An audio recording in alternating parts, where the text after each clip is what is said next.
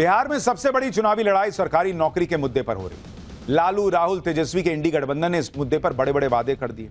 आज जब एनडीए का मैनिफेस्टो आया तो नौकरी के वादे पर उन्होंने क्या कहा, दोनों गठबंधनों के मैनिफेस्टो में सरकारी नौकरी को लेकर क्या क्या कहा गया, आपको कंपैरिजन दिखाता हूं। भाई, इंडी गठबंधन ने वादा किया है कि हर परिवार को सरकारी नौकरी मिलेगी, 20 दिन में इसका कानून बना देंगे, 20 महीने के अंदर नौकरी दे देंगे। एनडीए ने भी वादा किया कि 1 करोड़ से ज्यादा सरकारी नौकरी और रोजगार देंगे, मतलब सिर्फ सरकारी नौकरी नहीं, उसमें अपना आपका रोजगार हो, ये उन्होंने ऐड कर दिया, ताकि सरकारी नौकरी तो इतना पॉसिबल नहीं है। उन्होंने कहा कौशल जनगणना कराएंगे, हर जिले में मेगा स्किल सेंटर खोलेंगे, बिहार को ग्लोबल स्किलिंग सेंटर बना देंगे। दोनों में अंतर यह है कि जहां इंडी गठबंधन सीधे सरकारी नौकरी देने की बात कर रहा है, वहीं एनडीए ने सरकारी नौकरी के साथ साथ दूसरे रोजगार और स्किल बढ़ाने पर बात की।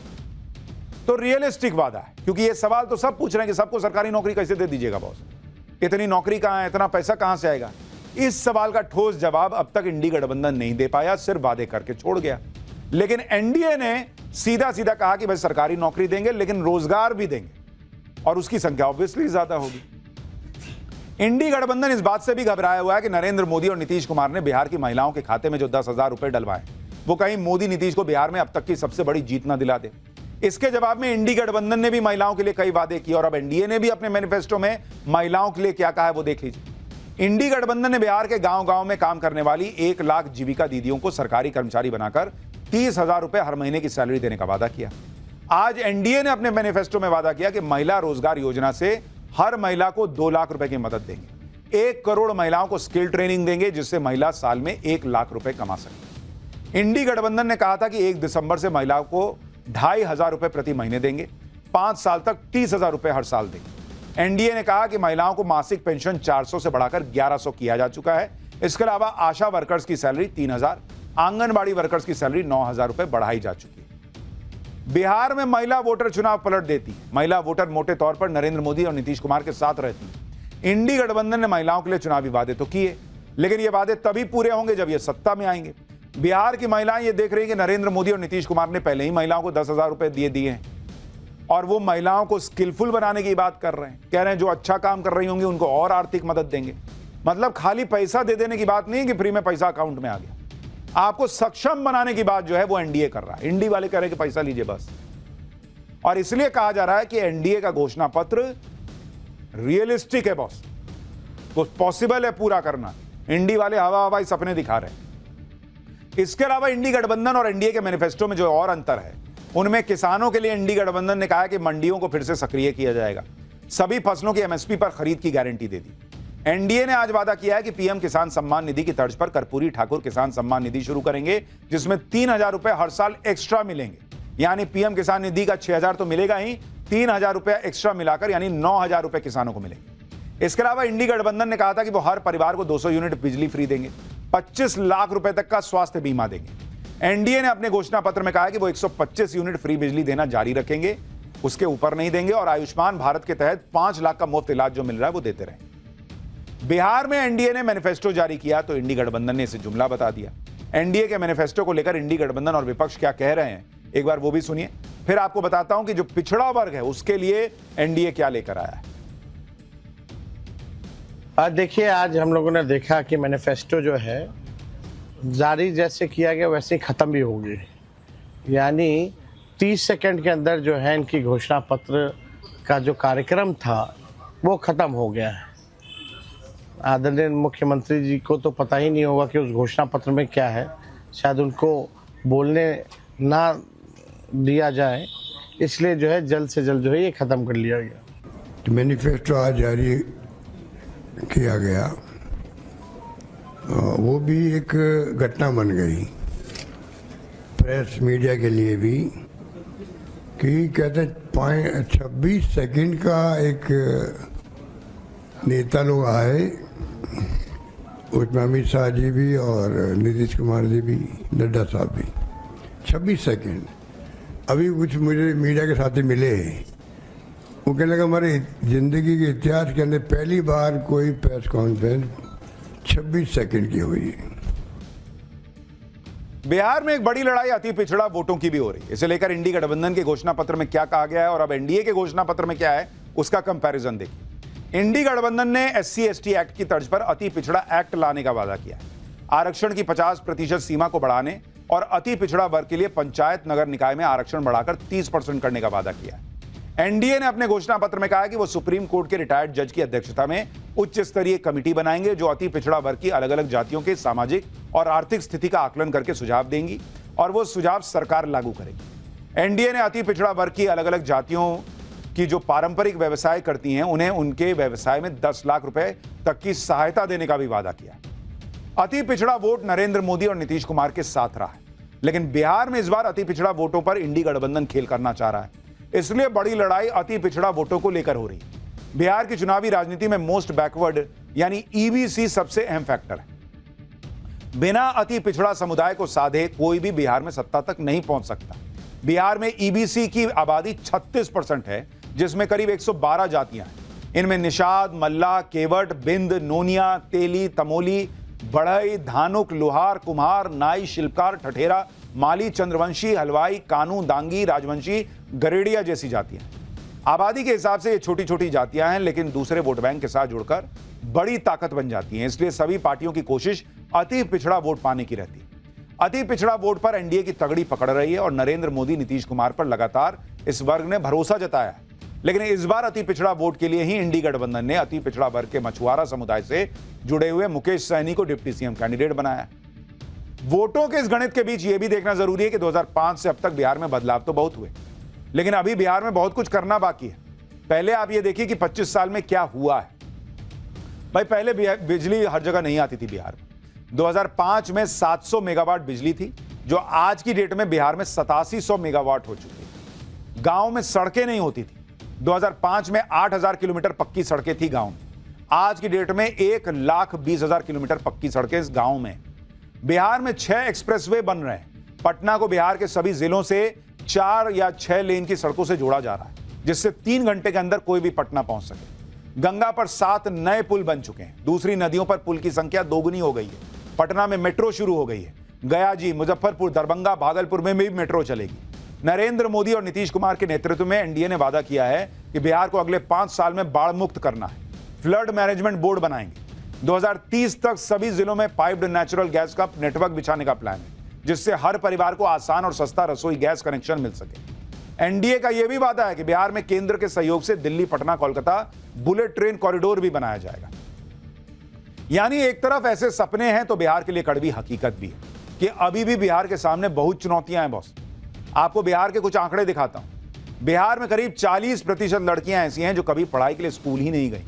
इस मामले में 29 राज्यों में बिहार 28वें नंबर पर है, यानी सबसे पिछड़ा हुआ है। तो ये सवाल भी एनडीए से है कि ये अब 20 साल में क्यों नहीं कर पाए। बिहार में 20 से 24 साल की लड़कियों में 41% लड़कियां आज भी ऐसी हैं जिनकी शादी 18 साल से की उम्र से पहले हो गई। इस मामले में भी बिहार 29 राज्यों में 28वें नंबर पर है, यानी सबसे पिछड़ा। ये क्यों नहीं रोक पाए Nitish ji. Human development index में बिहार 27वें नंबर पर है, यानी सबसे नीचे है। क्लास 9 से 10 के बीच ड्रॉप आउट रेट बिहार में 20% है, जो देश के 29 राज्यों में 27वें नंबर पर है, यानी यहां भी बिहार सबसे पिछड़ा है। हायर एजुकेशन में एनरोलमेंट का आंकड़ा बिहार में सिर्फ 17% है, जो देश के 29 राज्यों में 28वां नंबर है, यानी सबसे पिछड़ा। प्रति व्यक्ति आय के मामले में बिहार देश में सबसे पीछे है।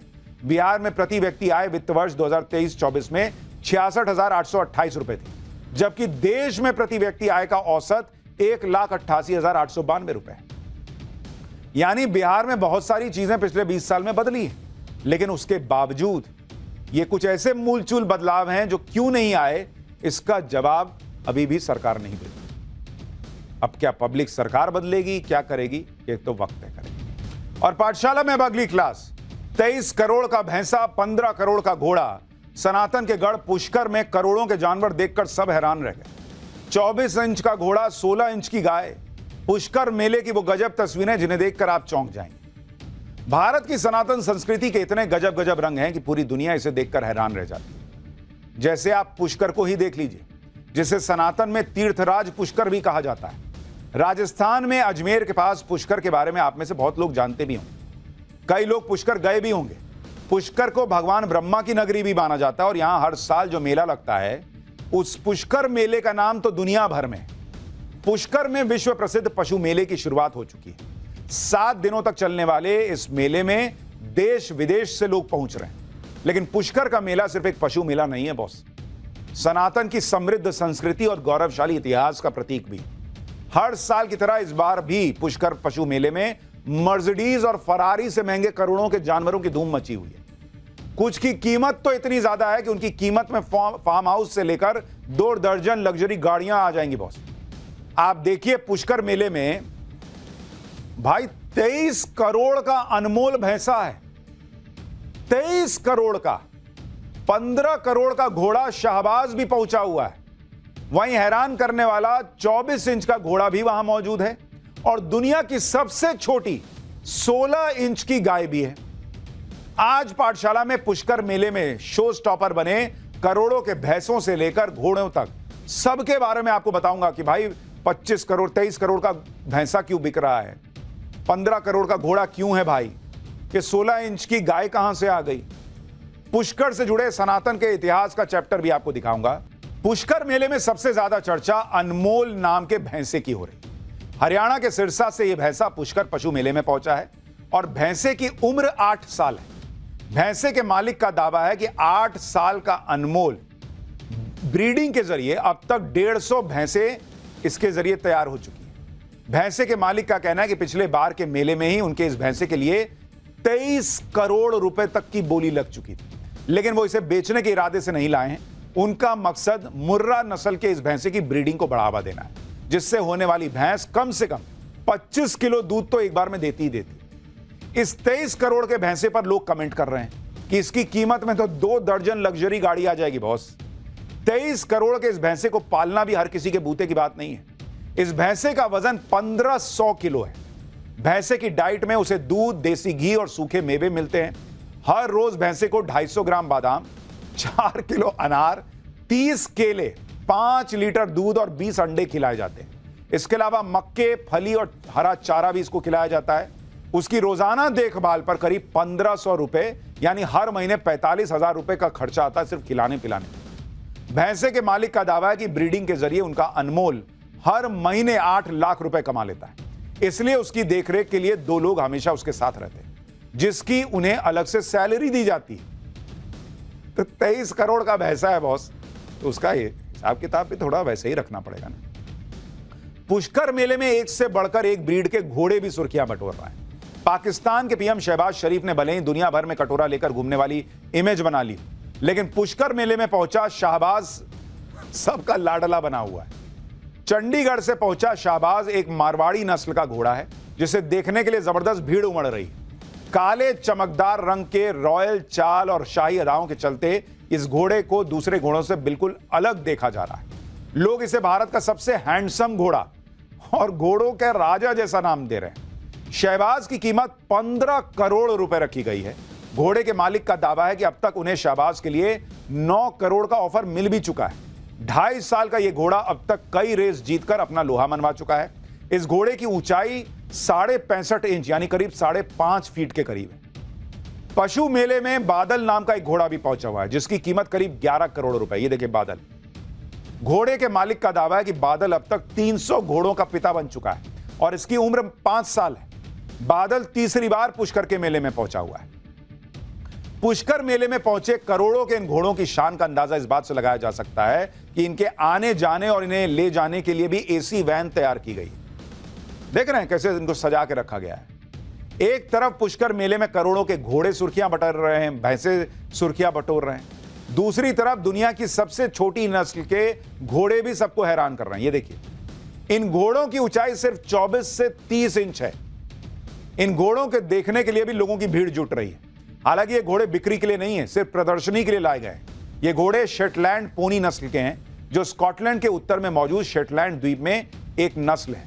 इन घोड़ों का वजन 200 किलो तक पहुंच सकता है। 10 साल से कम उम्र के बच्चे इन पर सवारी भी कर सकते हैं। पुष्कर मेले में 16 इंच की गाय की भी खूब चर्चा हो रही है। मेले में पुंगनूर, बिदूर और मिनी माउस जैसी छोटी नस्ल की गाय पहुंची, जिनकी ऊंचाई महज 16 इंच से लेकर 34 इंच है। इन गायों की ऊंचाई भले ही कम हो, लेकिन इनकी मासूमियत और खूबसूरती सबका दिल जीत रही है। देखिए, पुष्कर मेले में जानवरों के लिए डांस के कंपटीशन भी रखे गए। इस घोड़ी को देखिए, इसका नाम काजल है, जो ढोल नगाड़ों की थाप पर डांस करती नजर आ रही है। काजल के मालिक का दावा है कि उन्हें अब तक इस घोड़ी के लिए 1 करोड़ रुपए का ऑफर मिल चुका है। घोड़ी ही नहीं, डांस करने वाला ऊंट भी पुष्कर मेले में छाया हुआ है। यह ऊंट मुंह में जलती हुई मशाल लेकर खाट के ऊपर चढ़कर डांस का हुनर दिखा रहा है। ये देखिए, एक से एक चीजें हैं बॉस। पुष्कर मेले में जहां जानवरों की कीमत के नए नए रिकॉर्ड बन रहे हैं, वहीं पुष्कर मेले को नई पहचान देने में जुटी राजस्थान सरकार ने भी नया रिकॉर्ड बनाया। कल पुष्कर मेले के उद्घाटन के मौके पर देश विदेश के 121 कलाकारों ने एक साथ नगाड़ों पर थाप, जो पुष्कर मेले के इतिहास में पहली बार हुआ। राजस्थान की डिप्टी सीएम दिया कुमारी ने भी नगाड़ों पर हाथ आजमाया। विदेश से आए कलाकार भी राजस्थानी पोशाक पहनकर नगाड़े बजाते हुए नजर आए। पुष्कर में वैसे तो दिवाली के बाद से पशु मेले की शुरुआत हो जाती है। दिवाली के 15 दिन बाद आने वाली पूर्णिमा तक यह मेला चलता है। दिवाली के 15 दिन बाद तक जब यह मेला चलता है तो लोगों की बड़ी भीड़ भी आती है। लेकिन इस मेले को इसकी ऑफिशियल शुरुआत दिवाली के 11वें दिन से होकर पूर्णिमा तक यानी 5 दिन की होती है। पुष्कर के पशु मेले को देश का सबसे बड़ा पशु मेला माना जाता है। इस मेले के इतिहास की बात की जाए तो वो भी सैकड़ों साल पुराना है। दरअसल पुष्कर सनातन की आस्था का एक बड़ा केंद्र भी है, जहां हर साल हजारों की संख्या में श्रद्धालु भगवान ब्रह्मा के मंदिर और मंदिर के पास बने पवित्र सरोवर में स्नान करने पहुंचते हैं। सैकड़ों साल पहले जब परिवहन के साधन सीमित थे तो तीर्थयात्री अपने पशुओं को साथ लेकर लंबी यात्रा करके पुष्कर पहुंचते थे और धीरे धीरे पुष्कर में पशुओं को खरीदने और बेचने का सिलसिला शुरू हो गया और इसी तरह पशु मेले की शुरुआत हुई। ऐतिहासिक दस्तावेजों में मुगल शासक जहांगीर भी 3 पुष्कर यात्राओं का उसका उल्लेख मिलता है, जो साल 1605 से 1615 के बीच हुई। इस दौर में पुष्कर के पशु मेले का विस्तार मिला और पुष्कर में पशु मेले की औपचारिक शुरुआत ब्रिटिश शासनकाल में हुई। 106 साल पहले यानी साल 1919 में अजमेर मेवाड़ के तत्कालीन जिला मजिस्ट्रेट ने पुष्कर पशु मेले के महत्व को पहचाना। उन्होंने कई दिन पहले पोस्टर छपवाकर और मुनादी करवाकर पशु मेले के आयोजन की घोषणा की, जिसका ऐतिहासिक दस्तावेज आज भी सुरक्षित है। इसी पहल के बाद पुष्कर मेले को धीरे धीरे अंतर्राष्ट्रीय स्तर पर पहचान मिलने लगी। आज यह मेला ऊंट, घोड़ों, गायों और दूसरे जानवरों के व्यापार का सबसे बड़ा केंद्र बन चुका है। अफसोस यह है कि बहुत लोगों को इसके बारे में अभी भी उस तरह से नहीं पता है जैसे पता होना चाहिए। पुष्कर के पशु मेले की जड़ें जितनी पुरानी हैं, उससे कहीं पुराना पुष्कर से जुड़ा सनातन का इतिहास है। पुष्कर में भगवान ब्रह्मा का मंदिर है और एक पवित्र सरोवर भी। 2 नवंबर को पुष्कर के पवित्र सरोवर में एकादशी के स्नान के साथ ही धार्मिक मेले की शुरुआत होती है। प्रसिद्ध ज्योतिषाचार्य पंडित कैलाशनाथ दधीच के मुताबिक पद्म पुराण, हरिवंश पुराण और देवी भागवत जैसे पवित्र ग्रंथों में पुष्कर को तीर्थ गुरु बताया गया है। पौराणिक कथाओं के मुताबिक धरती पर सृष्टि की रचना की शुरुआत के वक्त भगवान ब्रह्मा ने सबसे पहले पुष्कर में सरोवर की स्थापना की। मान्यता है कि भगवान ब्रह्मा ने माता गायत्री के साथ कार्तिक एकादशी से कार्तिक पूर्णिमा तक यज्ञ का आयोजन किया। यज्ञ के दौरान भगवान ब्रह्मा के हाथ से कमल का फूल गिरने से सरोवर बना और बाद में इसी सरोवर के पास 14वीं शताब्दी में भगवान ब्रह्मा का मंदिर स्थापित किया गया, जो दुनिया में भगवान ब्रह्मा को समर्पित इकलौता मंदिर है। मान्यता है कि कार्तिक महीने में 33 करोड़ देवी देवता पुष्कर पहुंचते हैं, इसलिए कार्तिक महीने की एकादशी यानी दिवाली के 11वें दिन से कार्तिक पूर्णिमा तक इन 5 दिनों में पुष्कर सरोवर में स्नान करने से पंच तीर्थ यानी कुरुक्षेत्र, प्रयागराज, गया, काशी और नैमिषारण्य के समान पुण्य प्राप्त होता है। विशेष तौर से कार्तिक पूर्णिमा के दिन होने वाला महास्नान बहुत पवित्र माना जाता है। मान्यता है कि स्नान से मोक्ष के दरवाजे खुल जाते हैं। रामायण, महाभारत और दूसरे धर्म ग्रंथों में भी पुष्कर को सभी तीर्थों में सर्वोच्च स्थान दिया गया है। जैसे गंगा नदी को तीर्थों की माता, प्रयाग को तीर्थों का राजा कहा जाता है, वैसे ही पुष्कर को तीर्थों का गुरु माना जाता है और सनातन में गुरु का दर्जा भगवान से भी ऊपर रखा गया है। श्लोक भी है कि गुरु ब्रह्मा, गुरु विष्णु, गुरु देवो महेश्वरा, गुरु साक्षात पर ब्रह्म, तस्मै श्री गुरुवे नमः, जिसका मतलब है गुरु ही ब्रह्मा है, गुरु ही विष्णु है और गुरु ही भगवान शंकर है। गुरु ही साक्षात पर ब्रह्म है। ऐसे गुरु को मैं प्रणाम करता हूं। पीएम मोदी की भी पुष्कर तीर्थ पर गहरी आस्था है। पीएम मोदी पुष्कर के ब्रह्मा मंदिर में विधि विधान से पूजा कर चुके हैं। ये उसकी तस्वीर याद दिला रहा हूं आपको। तो ये पुष्कर मेला भी अपने आप में अद्भुत है बॉस।